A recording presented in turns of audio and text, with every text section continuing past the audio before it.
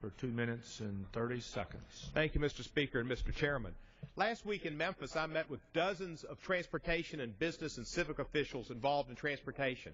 Every one of them said, stop the partisan politics and pass a transportation bill.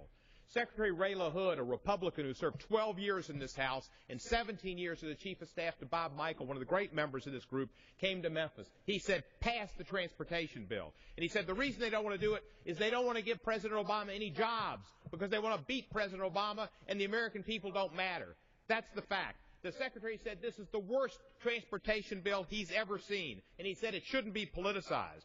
Transportation leaders across the country and our Republican Transportation Secretary are begging us to take up the Senate bill, get it passed, put Americans back to work, and improve our infrastructure. What's going on here is political. Gas prices are soaring, yes, but that's because of trouble in the Middle East. That's because of oil speculators.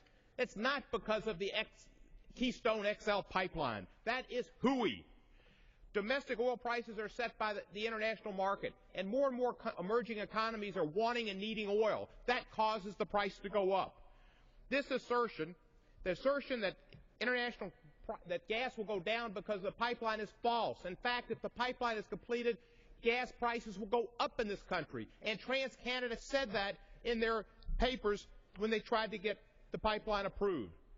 This will not mean more energy security. It'll simply mean more money for international oil companies whose purpose is to raise money for themselves. And they're going to ship that oil overseas. It's not for American consumption. Yeah, they're not Middle Eastern. Yeah, they're not Venezuelan. But they're making profit, and they're going to send that oil overseas. It won't help America at all. And then they threw in something about coal ash.